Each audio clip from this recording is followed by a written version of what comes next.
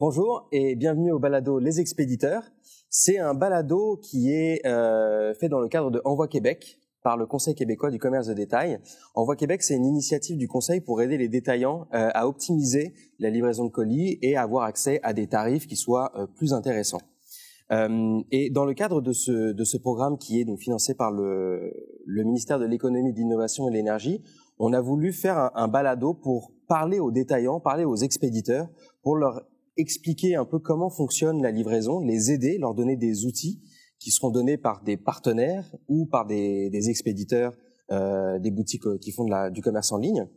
Et aujourd'hui, on va parler avec la Coop Carbone, donc Caroline Marie, qui est un partenaire important pour Envoi Québec, parce que quand on avait pensé à cette solution pour aider les détaillants dans la livraison de colis, on savait que la livraison du dernier kilomètre, donc c'est vraiment la dernière étape lorsqu'on livre le colis chez le consommateur, cette dernière étape avait un impact environnemental très fort et on savait pas trop comment gérer ce problème-là.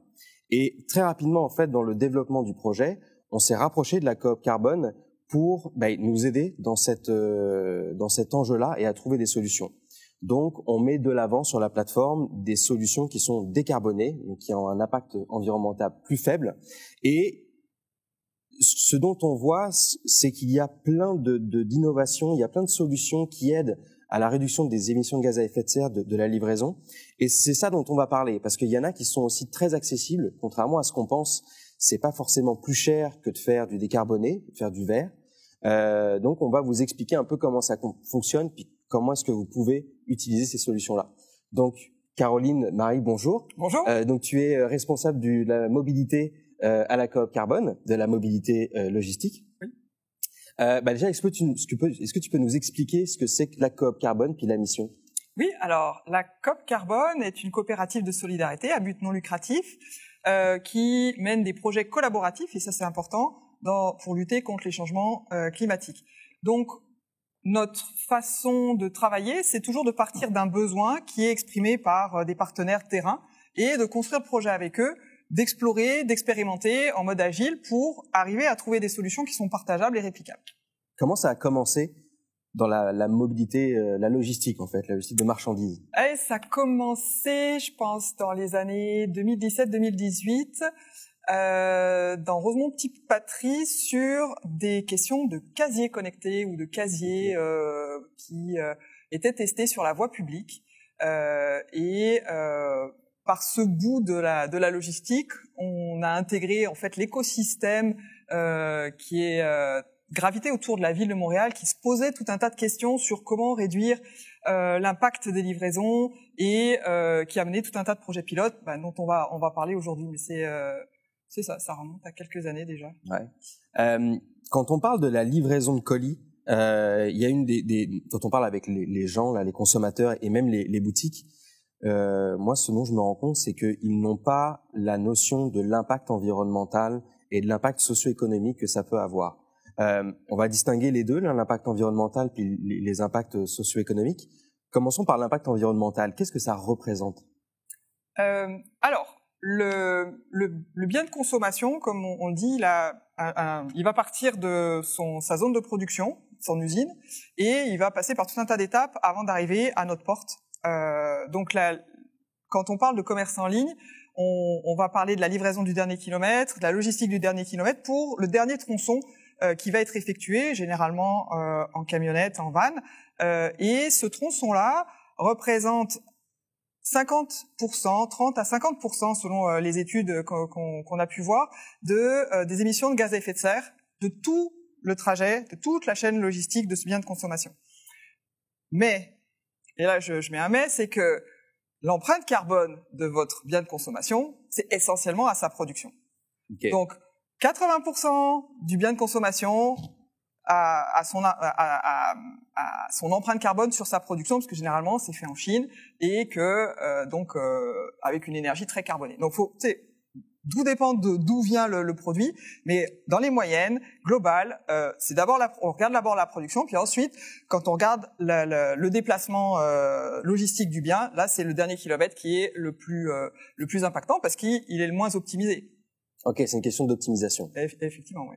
Okay. Parce que un porte-conteneur, il va empiler les boîtes, les biens qui seront en vrac, etc. Puis plus on va aller vers le paquet individualisé, bien forcément on va déconstruire en fait ces gros conteneurs en petites boîtes, en petits véhicules qui vont irriguer la ville. Mais ça aussi, qu'il y a un point intéressant, je trouve, dans cet enjeu, c'est que pour décarboner la livraison, bon, il n'y a pas que l'utilisation des véhicules électriques, où c'est vraiment la mode qu'on voit en ce moment. Il y a les vélos cargo, puis il y a aussi l'optimisation de comment est-ce qu'on remplit son camion, comment est-ce qu'on optimise ses routes, même si c'est du véhicule à essence. Si on l'optimise bien, déjà on commence à réduire notre impact. Ça c'est le c'est le cœur de la business des transporteurs. Ils feront pas d'argent s'ils savent pas optimiser. Sauf que le marché de la livraison s'est développé sur des prémices qui ont été faussées, en faisant croire que la livraison 1, elle était gratuite, et 2, qu'elle était rapide. Et même express. Et ça fonctionnait à perte. Puis ça donnait les standards d'un marché où tout le monde cherche à remplir ces standards parce que c'est devenu une attente du consommateur. Mais c'est pas le vrai prix de la livraison. Puis le vrai prix de la livraison, c'est qu'il paye, généralement, c'est le commerçant. Hein, c'est pas le consommateur final. Même à $7 la livraison, c'est pas ça que ça coûte en vrai. Hein. Donc il y a déjà une prémisse qui est faussée dans le rapport à la livraison. C'est devenu un argument de vente essentiel. Puis le retour gratuit inclus dans la livraison qui fait partie du package. Mais là, on parle de services qui sont pas transférés économiquement jusqu'au consommateur. Ouais. Donc, qui c'est qui paye? Donc on dit le commerçant va payer le prix économique. Et puis là encore, dans le trajet du bien de consommation total, le dernier kilomètre, ça coûte la moitié. Donc c'est aussi, ça pèse lourd sur le prix final du produit. Donc on a quand même une équation qui est difficile à résoudre parce que déjà on a des paramètres qu'on maîtrise pas et qui sont pas sur des bases économiques sur lesquelles on peut agir. Néanmoins, si on revient sur la question de la consolidation, la livraison consolide autant que possible et c'est la livraison express qui va encore plus détruire la consolidation qui peut être faite par les transporteurs. Donc consolider, on va dire, c'est essayer de rassembler tous les colis qui vont au même endroit dans un même véhicule. Ou dans la même zone. Voilà, et on va optimiser le chargement en essayant de le remplir le plus possible. Ça c'est l'image qu'il faut avoir en tête.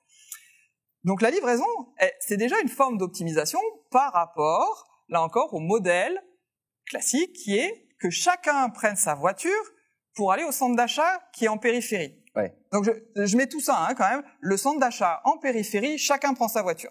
Pour aller juste chercher le colis. Pour aller chercher son. On parle même pas du colis. Ouais. Pour faire ses achats habituels. Ouais. Donc en termes d'optimisation, la livraison elle est meilleure. Ouais. Et si on compare les impacts carbone, dans ce cas-là, il vaut mieux se faire livrer plutôt que de prendre sa voiture tout seul pour aller chercher, je sais pas moi, qu'est-ce qu'on pourrait aller chercher, un mixeur. Bon, donc. Ça, c'est deux modèles sur lesquels la livraison, elle apporte une consolidation et elle peut apporter un bénéfice. Sauf que, tu sais, c'est pas les gens ils consomment plus en ligne, donc ils prennent moins leur auto pour aller au centre d'achat. Non, ils vont repérer au centre d'achat, ils vont retourner éventuellement au centre d'achat. Donc en fait, il n'y a pas vraiment de gain net entre plus la livraison augmente, moins on a de trafic sur les routes. Et puis, ce qu'on est en train de travailler comme outil de mesure, c'est quel est l'impact de la livraison versus l'achat local. Et là, quand on prend ses pieds, son vélo, éventuellement transport en commun, alors là, on est gagnant. En transport qui soit plus durable, c'est vélo et transport en commun. Et donc, ça plaide vraiment pour organiser les achats en proximité et rendre accessible par d'autres moyens que juste la voiture et le stationnement les commerces. Il y a beaucoup de choses qui ont été dites là. Oui. Il va falloir qu'on déconstruise tout ça. Qu'on déconstruise juste l'introduction que tu as faite, mais t'as mentionné les impacts socio-environnementaux. Oui. Et parlons-en un peu plus parce que ça n'est pas que les émissions de gaz à effet de serre. Non. En fait, le premier, les impacts vont être les pollutions de l'air et des eaux, là, avec les microparticules des véhicules, hein, les pneus, l'usure des pneus, des freins, etc. Donc les polluants, surtout si c'est du diesel. Donc on a les gaz à effet de serre. On va avoir le bruit, et le bruit c'est une pollution. Ces pollutions-là ont des enjeux de santé publique. On a les enjeux de sécurité routière. Donc un camion, c'est sûr, plus il est gros, plus il fait des dommages. Et puis on va regarder deux autres aspects qui sont plus de l'ordre socio-économique, la congestion, qui a un impact économique très fort, et l'usure des routes. Donc en agrégeant tous ces impacts socio-économiques, donc nous on a fait on n'a pas fait les calculs nous-mêmes. On allait voir tous ceux qui avaient fait des calculs. On a fait des petites moyennes. Ce qui est intéressant sur ces méthodes, c'est que les écarts sont pas si grands, contrairement à d'autres domaines où le travail en coût social est plus aléatoire. Donc on est assez sûr d'avoir des impacts qui sont des impacts suffisamment pertinents. Et donc on arrive à cette moyenne de 80 sous du kilomètre. Ça vous dit rien, hein, mais en fait, j'ai fait un petit calcul de coin de table avant de venir pour savoir pour Montréal et Québec, qui sont les deux grosses agglos du Québec. En gros, ça coûte 87 millions de dollars par an à la société. Ça parle un peu plus là. Donc c'est juste un ordre de grandeur, juste pour se dire, c'est quoi cet impact de la livraison juste de colis. Et là, on parle de l'entretien des routes, on parle de... c'est ça, congestion, c'est le premier impact. C'est à peu près 40% de ce, tu sais, si je décompose mon 80 sous, c'est à peu près 40%. Puis après, c'est l'impact sur des pollutions sur la santé et sur les écosystèmes. Il y a aussi ce côté-là. Donc ça, c'est à peu près 35%. Puis après, les autres se répartissent, l'usure des routes, sécurité routière, bruit, etc. Puis c'est là où je reviens un peu sur ce qu'on disait à un moment donné au début, là. Électrifier les camions, ça résout une partie du problème. Ça enlève les GES. Ça enlève les GES. Mais après, pour tout ce qui est le camion, il est quand même lourd, peut-être même plus lourd. Donc l'impact sur les routes est pareil. On a quand même des gros camions, donc si on a un accident, ça fait un gros impact. Donc il y a plein d'autres solutions qui existent pour remplacer quand même le camion électrique. Ça serait quoi? Déjà, faut penser que il n'y a pas qu'une solution pour livrer. Et ça oblige à prendre un pas de recul, notamment pour les transporteurs, pour se dire, en fait, mes opérations, elles pourraient fonctionner différemment. Ça, c'est difficile parce que tout est organisé sur une chaîne logistique qui aboutit sur le camion de livraison. Donc, bien sûr, il y a les vélos cargo qui ont des capacités d'emport qui sont de plus en plus importantes, qui sont de plus en plus robustes pour résister aux nids de poules et à l'hiver. Et on a de plus en plus de preuves, de données pour valider le fait que c'est plus agile, c'est plus rapide, c'est plus efficace, c'est entre 30 et 50% plus efficace point à point là, quand ils font la livraison directement en ville. Et donc quand on rajoute le transbordement, parce que le vélo il a un rayon d'action de 5 km, donc forcément ce que ça suppose c'est de rapprocher son entrepôt, son espace de logistique. Au lieu d'être en périphérie, il faut rapprocher les colis, là encore de manière consolidée, un gros paquet de colis qui arrive proche des zones de distribution, puis de ce hub, en fait, vont partir des vélos qui vont passer en étoile ou en relais et qui vont couvrir les quartiers. Mais du coup, au lieu d'avoir des vannes dans les quartiers, au lieu d'avoir des camions qui se garent en double fil dans l'artère commerciale, vous allez avoir des vélos qui vont passer au travers de la congestion, être toujours à l'heure et pouvoir se stationner devant la porte de la personne à livrer pour lui remettre son colis. Donc, pas plus tard qu'hier, je voyais un vélo FedEx sur l'avenue Mont-Royal. C'est ça. Donc le plateau est bien couvert à Montréal, mais c'est pas une solution qui est réservée aux grandes villes. On vient d'ouvrir un projet pilote à Québec également, donc on est capable de tester on a testé cet été le transbordement donc des colis dans un mini hub à Québec en centre-ville pour livrer dans le vieux Québec qui était piétonnisé. Donc ça fonctionne. Là, on va essayer de tester l'hiver québécois parce qu'on a testé l'hiver montréalais, ça fonctionne. On se donne un challenge supplémentaire, on va à Québec. Donc tout centre-ville un peu dense peut être livré à vélo. Ça fait du sens. Faut réfléchir, si une entreprise veut décarboner sa flotte, ça sera sans doute beaucoup plus cher et moins efficace si elle fait du 100% van électrique. Mais par contre, si elle intègre un mix vélo et véhicules basse vitesse, donc des véhicules intermédiaires plus petits que des autos et des vannes, donc tout ce bouquet d'offres, ou en tout cas ce mix de véhicules, ça peut lui faire gagner de l'argent et de l'efficacité. L'idée, c'est le bon moyen de transport pour la bonne livraison. Exactement.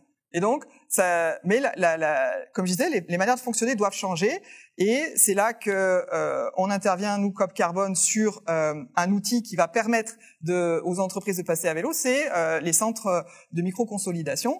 Donc, certains à Montréal auront pu entendre le mot colibri. Donc, c'est des espaces logistiques qui sont situés en centre-ville, qui permettent, on va dire, à un gros camion, à 53 pieds, d'arriver le matin, de décharger ses palettes, et les palettes vont être redistribuées sur des vélos cargo qui vont effectuer le dernier kilomètre dans un rayon de 3 à 5 kilomètres autour du hub. Et ça fonctionne très bien. On est capable de remplacer une vanne par un vélo sans perte d'efficacité, voire en gagnant en efficacité. Et là, ce projet Colibri, là, donc là, Montréal, Québec, après, il peut être étendu peut-être dans d'autres villes. Oui. Est-ce que on peut aussi l'étendre à plus des régions un peu plus rurales? Là, pour le coup, la vanne électrique va être sans doute plus pertinente quand il va y avoir de la distance et des chargements plus lourd et plus important. Donc le vélo, c'est, comme je disais, faut penser qu'il a un rayon d'action optimal de 5 km. Après, si on doit faire trop de grandes distances sans livrer, on perd un peu de l'avantage du vélo. C'est pour ça que faut vraiment savoir à qui on livre. Mais un centre-ville, un Victoriaville, Sherbrooke avec des batteries puissantes, ça fonctionne. Gatineau, ça fonctionne.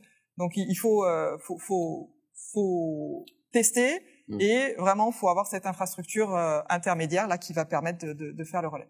Comment est-ce que on doit parler aux gens? Comment est-ce qu'on doit parler aux détaillants, aux expéditeurs, pour leur faire comprendre que ce modèle, il a été testé depuis longtemps, qu'il marche, qu'il y a un avantage à l'utiliser? Puis aussi, comment est-ce qu'on parle aux consommateurs? Ce qu'on voit, c'est que les détaillants sont encore très sceptiques sur le vélo cargo. Ouais, non mais, tu sais, moi c'est du sérieux quoi.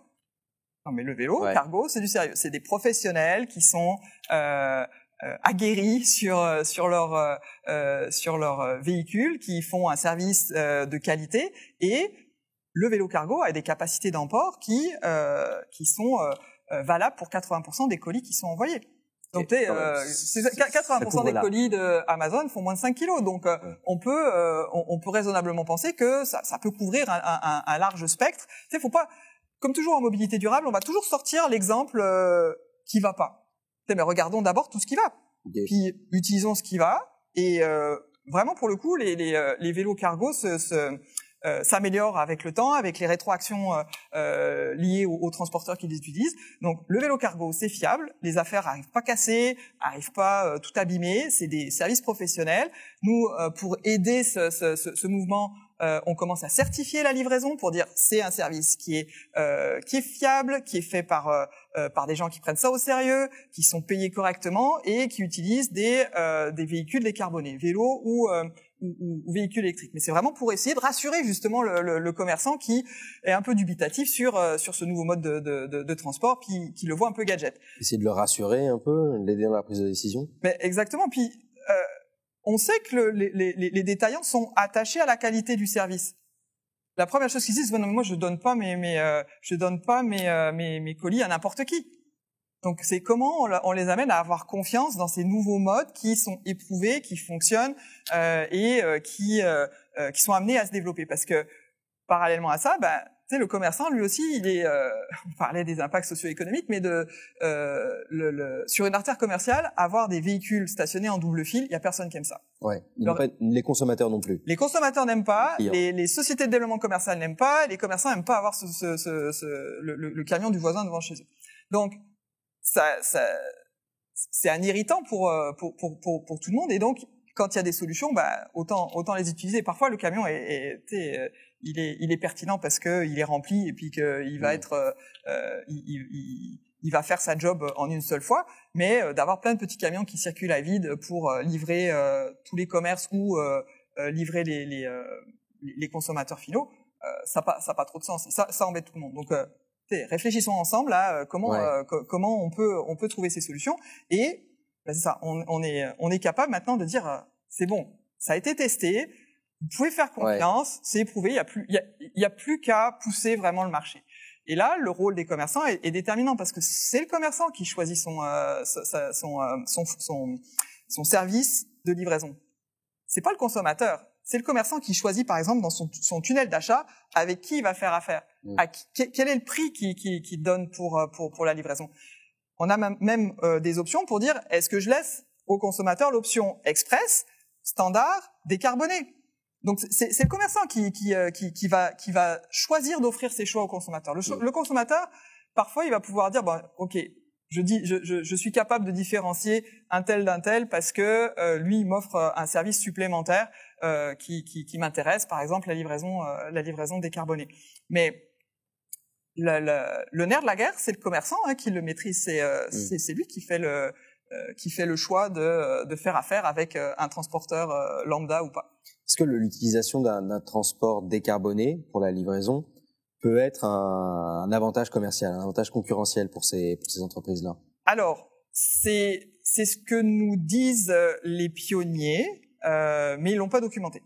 Okay. Donc, je peux pas sortir de chiffres, mais les pionniers étant alors, il y a les petites entreprises qui ont dans leur ADN d'être durables, puis qui disent il faut qu'on fasse les choses bien, et donc on va jusqu'au bout de la logique. Si on offre des produits durables, il faut que la livraison soit durable.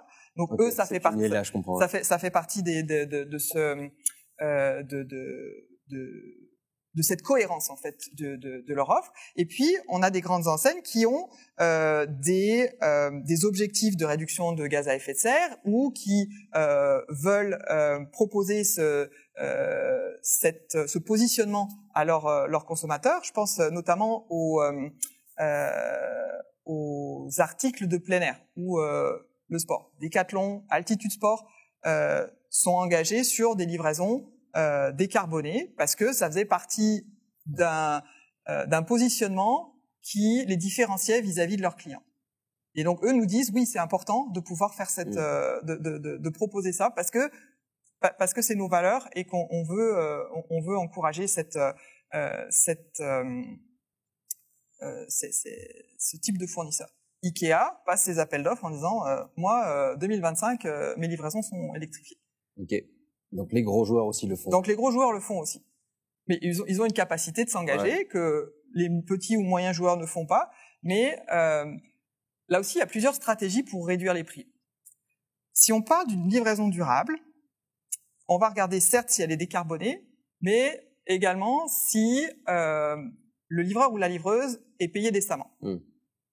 Ce qui fait que c'est une enveloppe globale. C'est ça. On va regarder les deux parce que c'est facile de dire ok, je te mets sur un vélo, mais je te paye 3 francs 6 sous. Donc il y a quand même cet aspect de la main d'œuvre corvéable à merci que on veut pas valoriser dans le package en disant ouais c'est moins cher parce que c'est à vélo. Qui peut être facilement utilisable dans l'univers du transport. Exactement. Livraison de colis. Donc si on regarde une livraison décente et en véhicule décarboné, c'est sûr que ça a un prix qui va être compétitif avec les gros joueurs Puro, Post Canada, etc.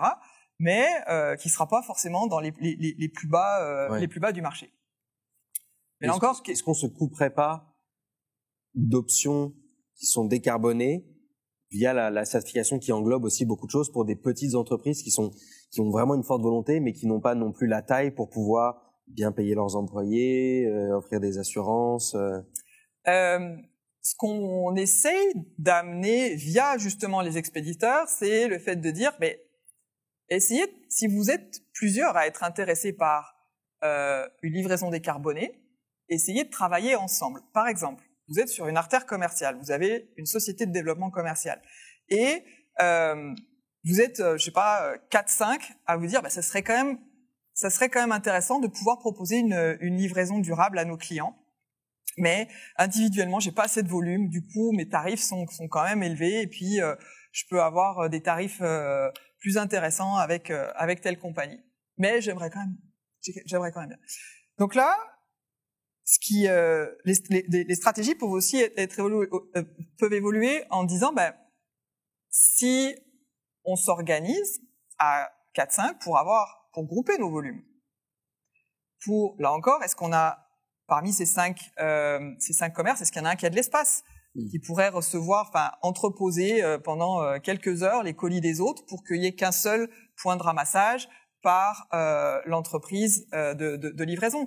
Est-ce que on est capable, avec la SDC, de organiser une tournée de ramassage? Est-ce qu'on est capable de passer un appel d'offres commun? Donc, il y a quand même, là encore, on parlait de consolidation. Ouais, ça peut être une consolidation amont des expéditeurs qui, à un niveau local, peuvent s'entendre pour faire affaire avec une entreprise qui correspondrait à leurs critères, et auquel cas, maintenant, c'est plus intéressant de négocier des prix dans ces conditions.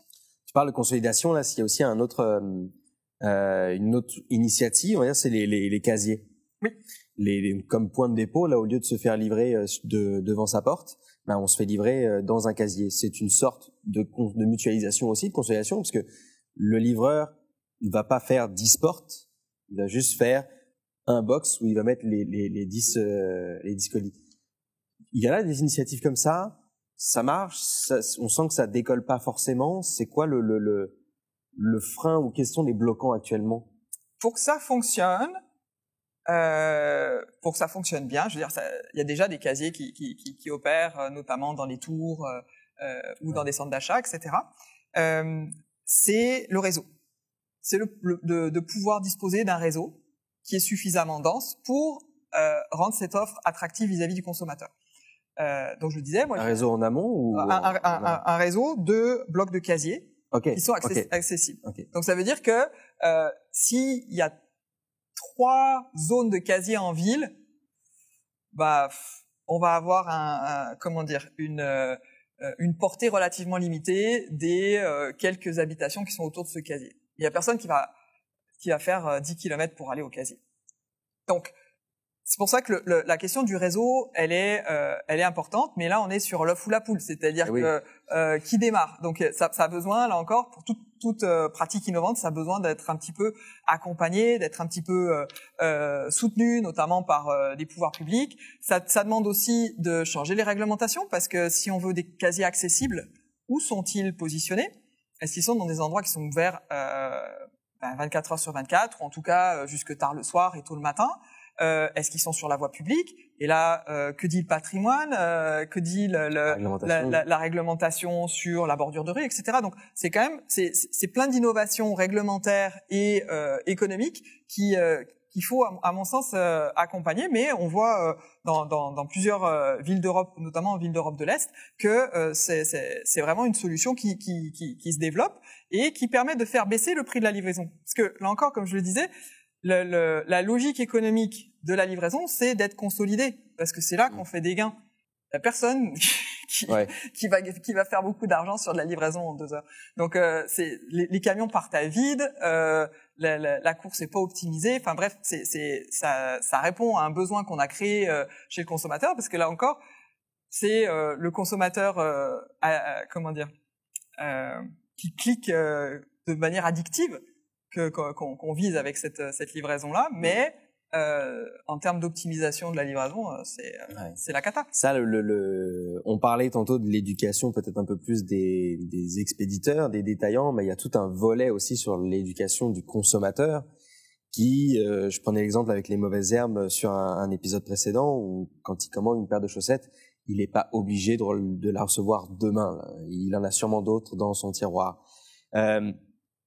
Quand on pense à ce genre de choses dans l'écosystème, j'ai l'impression qu'on c'est David contre Goliath. Comment est-ce qu'on peut faire? Quelles seraient les solutions un peu pour sensibiliser le consommateur là-dessus? Faut pas que ça passe que par le détaillant. C'est pas à lui non plus de porter que ce poids-là. Alors, il y a des détaillants qui le portent. Je crois que je sais plus quelle grande marque. Alors, je vais pas la citer parce que je dirais une bêtise, mais il y a des grandes enseignes qui commencent à informer le consommateur en disant ça va avoir tel impact de faire tel petit item et commencer à conscientiser sur la politique de retour. Ça sert à rien de prendre toutes les couleurs pour les essayer chez soi pour les renvoyer. En fait, ça fait du gaspillage et des trajets qui sont coûteux et qui sont polluants. C'est à peu près le taux de retour, il est de 30-35%. Donc un tiers, ça va vite, quoi. Le taux de revalorisation de ces retours est extrêmement faible. Exactement. Donc il commence à y avoir des conscientisations là-dessus. Il y a un rôle du détaillant qui est déjà joué, c'est la livraison gratuite à partir de quel montant? Tu sais, si la livraison elle coûte $12 pour un article de $6, est-ce que je le prends? Donc il y a un aspect marketing, mais il y a aussi un aspect consolidation. C'est que si tu prends plus de $50, là je te l'offre la livraison, parce que ça vaut la peine. Et ça c'est un outil aussi qui permet de consolider. Et puis Amazon a mis en place des stratégies aux États-Unis pour inciter les abonnés Prime, donc qui ne payent pas la livraison à chaque envoi, ils leur donnent des bonus, des crédits, je sais plus comment ça fonctionne, s'ils regroupent leur livraison sur un jour de la semaine. Donc ils vont leur dire bon bah si tu me fais livrer une seule fois chez toi dans la semaine plutôt que 5 fois, bah, t'auras des points de bonus, tu seras crédité. Donc il y a quand même des stratégies qui se mettent en place soit du côté des détaillants, soit du côté des transporteurs pour inciter un petit peu à regrouper les envois. Ok. On parlait de livraison décarbonée. Il y a comme je disais un peu en introduction, là, on pense que ça coûte plus cher. Nous, on le voit sur la plateforme parce qu'on met les solutions décarbonées de l'avant. Le chiffre, il varie tout le temps, mais c'est à peu près 85% des expéditeurs qui ont utilisé à un moment donné une livraison décarbonée l'ont réutilisée après. Donc, ça marche. On arrive à sécuriser le client en lui faisant comprendre que c'est viable, mais aussi qu'il y a une question de prix qui est intéressante. C'est quoi la mécanique derrière tout ça? Parce que si tout le monde pense que c'est plus cher, c'est qu'il y a raison. Alors pourquoi est-ce que finalement c'est moins cher? C'est comme je disais, c'est équivalent si on a les prémices qui sont justes. Tu sais, là encore, est-ce qu'on compare des choses qui sont comparables? Si on attend un niveau de service qui est d'un standard relativement élevé avec une certaine rapidité, ben on va payer les prix seront alignés sur ceux de ce marché-là. Et si on compare à une livraison vraiment où la seule différenciation c'est le prix, ben c'est sûr que ça va pas fonctionner. Donc c'est le problème là encore, c'est que le transport c'est vu comme un coût par tout le monde, par les producteurs, par les expéditeurs, les détaillants. Le transport c'est un coût. Donc tout le monde cherche à baisser ce coût quand les volumes sont suffisamment importants. Et c'est donc là que les plateformes sont intéressantes puisqu'elles permettent de créer du volume. Là, on peut négocier des prix plus intéressants. Ouais. Et j'en parlais hier avec les mauvaises herbes. Là, il y a un côté intéressant aussi à arrêter de voir ça comme un coût. À se dire, ok, c'est un enjeu, mais comment est-ce que je retourne la situation à mon avantage? C'est un service. Ouais. Puis elle a toute une méthode qui est vraiment intéressante sur comment est-ce que j'augmente mon panier d'achat par rapport à ça. Voilà, comment est-ce que je l'optimise? Donc il y a plein de solutions qui existent là. L'intégration de ces solutions là, ça peut, qui sont des transporteurs décarbonés.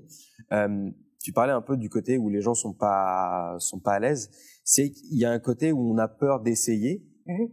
Comment est-ce qu'on enlève ces barrières là? Tu sais, il y a aussi des trucs qui sont très très terre à terre là. Le vélo, comment est-ce qu'il vient? Comment est-ce que je gère dans mon entrepôt, dans mon espace en arrière-boutique là plusieurs endroits pour que plusieurs transporteurs le récupèrent? Est-ce que le vélo cargo va arriver à temps? Mais il y a effectivement toute une sensibilisation qu'il faut faire, puis aider les détaillants à comprendre, faire un travail de promotion. Donc on s'essaye. Ouais. Et puis on aimerait qu'il puisse y avoir des incitatifs justement au démarrage, à l'essai. C'est de dire ok, si t'essayes, les trois premières livraisons sont gratuites, on te les paye. Puis on va chercher des subventions pour ça. En France, ils ont mis en place un dispositif qui s'appelle Colis Active et qui vise en fait à aider le marché à atteindre une maturité, des économies d'échelle qui font que les incitatifs pourront être atténués et disparaître au bout de 3 ans. Donc comment ça fonctionne ? Pour chaque livraison livrée de manière active, donc à pied ou à vélo, 2 € sont versés au transporteur qui doit en remettre la moitié à l'expéditeur. Donc c'est partagé entre le transporteur et le commerçant. Au bout d'1 an, ça tombe à 1 €. Puis après, 50 centimes. Puis ils se sont rendus compte, au bout d'1 an de fonctionnement, que 2 € c'était quand même trop. Ok. Ils n'avaient même pas besoin d'aller jusque-là pour inciter. Okay. Et du coup, le prix de la livraison était plus compétitif, ce qui permettait d'augmenter les volumes qui étaient livrés à vélo. Et donc, les volumes étant là, les prix commencent à baisser, puis le marché s'équilibre. Il y a aussi un rôle des gros donneurs d'ordre pour passer des commandes avec des entreprises de livraison à vélo. Comment tu vois le marché actuellement? T'as foi en l'avenir sur la décarbonation de la logistique, ou tu dis va falloir se remonter les manches encore? C'est pas gagné, mais l'horizon se dégage. Ce qui est intéressant, c'est que les pionniers ont fait leurs preuves.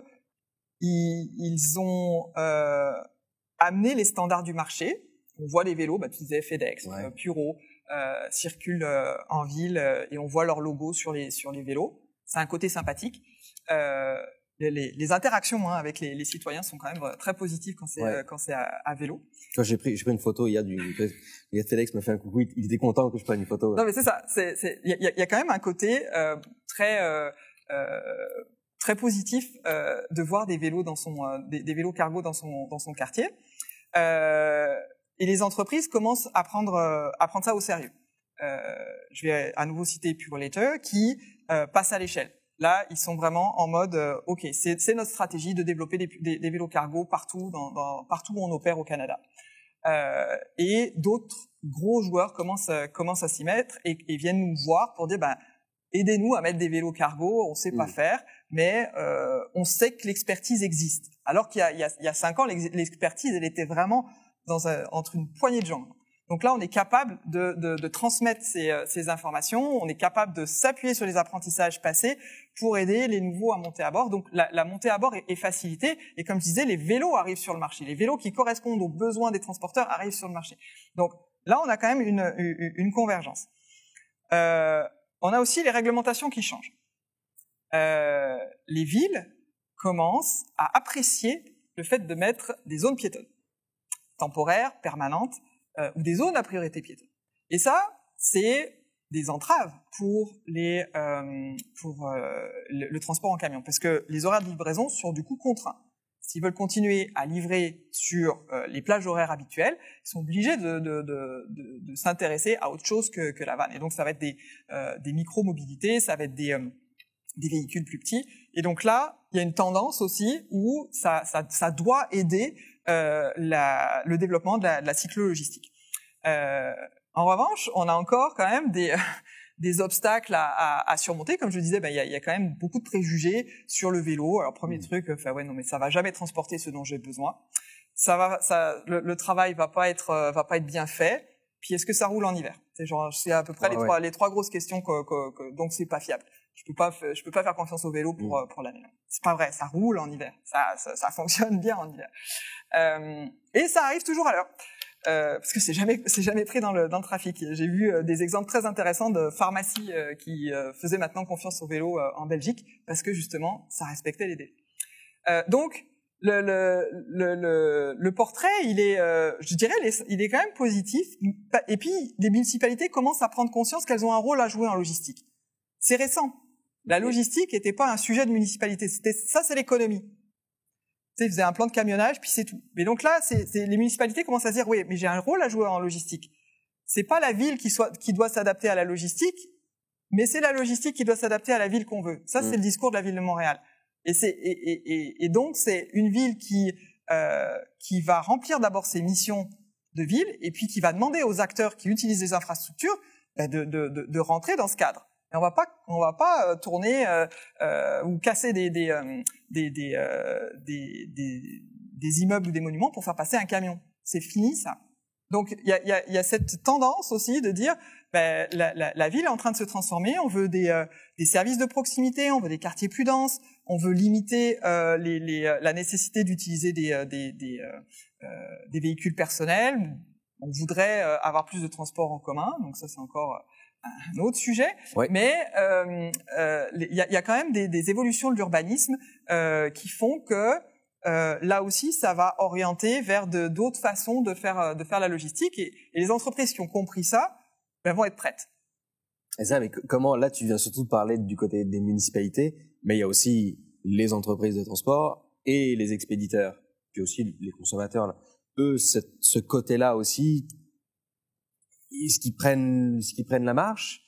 Il y a des réticences. Côté détaillant, on l'a un peu vu, là. C'est plus de la non-connaissance et de l'appréhension de barrières qui sont facilement démontables. Mais il y a les entreprises de transport aussi.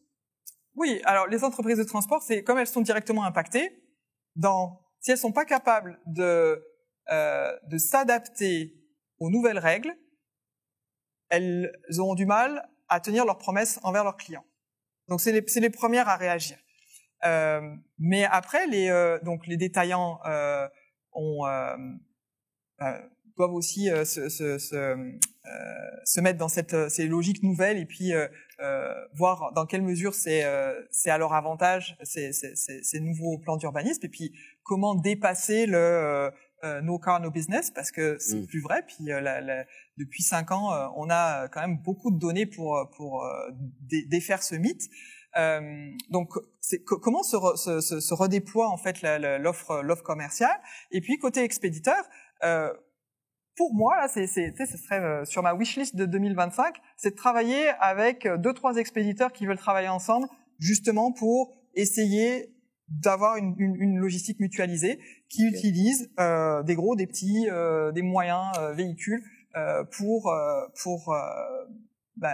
livrer leurs produits. La mutualisation, c'est un terme qui répond à beaucoup. C'est le Graal. Ouais. Mais par contre, si on parle aux transporteurs, c'est le plus difficile à mettre en place. Ouais. Donc nous, on voit que avec des producteurs, ça fonctionne parce que c'est des producteurs agricoles.